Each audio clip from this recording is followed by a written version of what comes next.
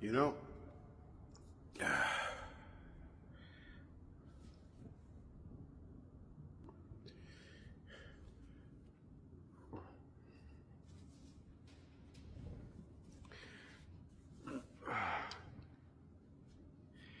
you know, um, from my perspective, I think that the military are supposed to be in the barracks and in the bush. That is my personal opinion. The military must be in the barracks and in the bush. Of course, I'm not saying that they should live in the bush. You know, we have got the serious issues of accommodation, but I would really prefer that they live actually in the barracks. That's where they live, and they are in the bush to make sure that they are protecting the sovereignty of our country. And they should only come out in terms of emergencies. Emergencies when our country is threatened by foreign forces, by terrorism. This is when they should come out. And in an emergency, I don't think there are press conferences. In an emergency, I don't think there are press conferences. You would not have the military making press conferences. When you see, in my view, when you see the military going to the press and talking to the press, it means that the matter is not serious. It means that the matter is not serious. And if it is not that serious, it shouldn't be the military to handle that issue. It is better handled by other security wings. Having said that, I am reluctant to say a lot of things on the comments or the statements that have been coming from the army commander. I am restraining myself from saying much on that. Suffice to say that I would have a lot of questions to pose to the army commander if I had an opportunity. Because actually that's what it is. When you bring out something in public, you should expect others to scrutinize what you are saying and to even critique what you are saying. Unfortunately, when it comes to the military, the moment you question whatever they say, whatever they do, it becomes an issue of national security. And this is how some of us have ended up being charged with cases such as, inciting mutiny.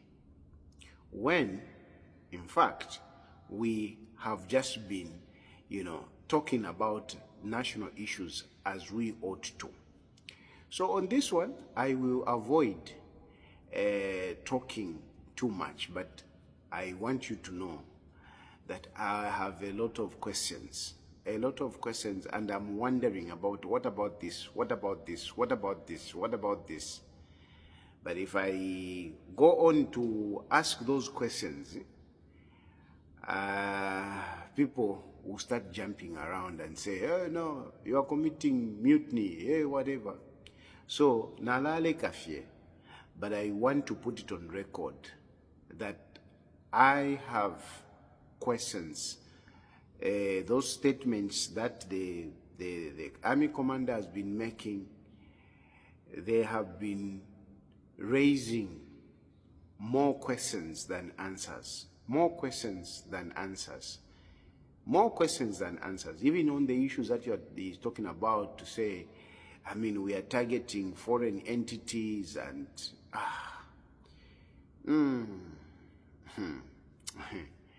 Anyway, for those of you who say, no, ulalanda sana, whatever, I'm keeping quiet on this one. I'm not going to say much for the simple reason that I don't want to be misunderstood. And at the same time, I'm supporting President Hakainde Hichilema Ndemyewe Chishinka. So,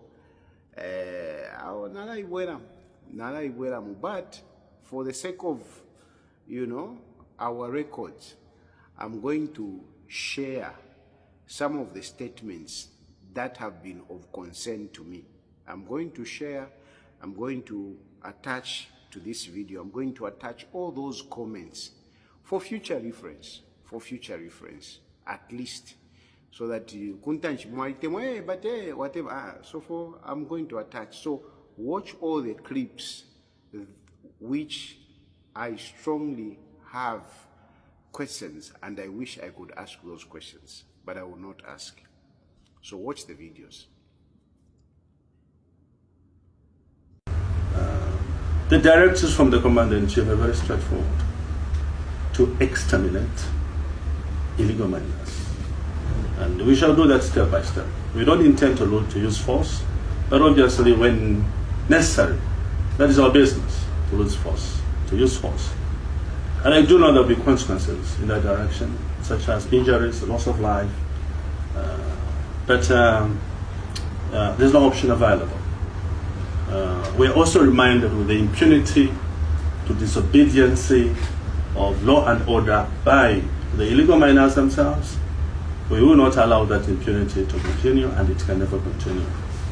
The underlying assumptions with illegal mining is that it attracts illegal immigrants, and we're also interested in illegal immigrants. Of course, there's fog and friction in Mufumbe, where we have been for a while, and starting this week, probably shall be using force to exterminate, fumigate all illegal miners. Of course, there's a lot of coordination and interaction between ourselves and the Ministry of Mines. Today I'm expecting a call from the Minister of Mines, or I will call him, in order for us to coordinate. I seem to be preempting this because our next destination is a Pika, and I'll be on the peers for us to connect on what we do with the Pika. Obviously, the template of Mufumbe may be different from Pika, but there will be similarities in the lines of operations, or in the concept of operations. I know that this nuisance has been with Central Province for a long time, but I'm sure it is time for us. We brought it to a dead end because all of us are like the fact of the consequences of illegal mining, and that is to say illegal extraction of natural resources, which all of us are entitled to, protection of the environment, returning the strata of the soil community. There are signs that certain individuals who might have been handling explosives, we have found material suggesting that some individuals might have had boxes of ammunition, because there is a material suggesting that there could have been a box of ammunition. We also have information that some individuals were seen carrying weapons whose description leads to some certain type of weapons that is of great concern to us. We also have in our custody certain individuals. For example, Honorable Minister, we have this young man. This young man, on his possession, this was his phone. We just said his phone number there. This young man, Honorable Minister, has this letter from the Minister of Home Affairs. This letter authorized him to be a resident in Zambia from 4th January 2023 to March 2023. As of 2026, he is in Mfumbo. Therefore, he becomes an illegal immigrant and an illegal miner. This is a young man. I'll be very quick not to fast too much. This is a young man. You can see that he has a military background. Yes. This is the young man. This is Denmark. And in the phone, what do we find? Precious stones. Many of them, Honorable Minister.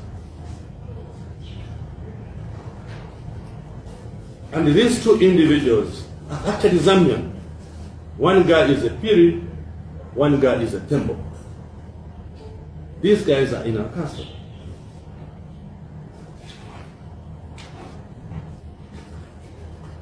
These were found from the phone of Mr. Tembo. So, this is a revelation that our target are not just ordinary Zambians. We have sophisticated individuals. And that is why, under the direction of the Commander-in-Chief, we have as a lead element the Special Forces. There is a reason for us to commit Special Forces. There is a reason. Ordinarily, I would have asked the brigade commander to get some of his troops with Zambia Air Force and go and deal with the situation. The army commander is not saying, as part of a joint interagency operation, I will go in Mufumbe and open fire at Endo. We have targets that we are going to eradicate. And anybody, Honorable Minister, who is going to make a mistake of pointing a gun at the Special Forces, we will get rid of him. We will get rid of him. When I was saying there will be consequences and loss of life, when the bullet leaves the barrel, we have no control over it. It will hit this guy, it will go to the next guy, and obviously we're expecting an injury. Honorable Minister, you know that we're not going there and start killing people anyhow. We have our only targets, and those targets, we shall eradicate them. We will eradicate them by any means necessary. We are part of government, Honorable Minister, and our role in this exercise is to contribute to government strategic picture, and that is to provide a safe, secure environment for the Ministry of Mines to conduct business, so that those individuals who are licensed can conduct business in a conducive, secure manner for government to gain revenue. As part of government, not be able to use. There are certain individuals with armament above 7.62 millimeters. 7.62 millimeters, Honorable Minister, is an AK-47. So there are individuals inside there whose weapons are above 7.62 millimeters. We have captured a sophisticated drone, Honorable Minister, which an average Zambian may not be able to use. There are signs that certain individuals who might have been handling explosives. We have found material suggesting that some individuals might have had to remind them just to up their game in order to ensure that such things don't repeat itself. And I would also want to talk to my brothers and sisters in Chingola. You cannot want to throw a stone at the Commander-in-Chief and hope to have peace with yourself. You can't do that. You cannot throw a stone to the army commander and expect to be let loose. You can't. All those individuals who threw stones at the Commander-in-Chief, we shall pick them one by one. Some of them are under custody already. Those who ran away, we will look for them and deal with them according to the law. There is no sane person who can decide to throw a stone at the Commander-in-Chief. And I hope the message is very clear to my brothers and sisters in Chingola. You can't do that. You can't dream to do that. We need to do corrective measures, and we need to remove this perception that Chingola has become a hub for impunity, where individuals can write a letter, we want so much money, or else we're going to break shops, we're going to loot shop. We can't do that. And we want to assure PJLC, with all your members, the service chiefs, CJLC is right behind you.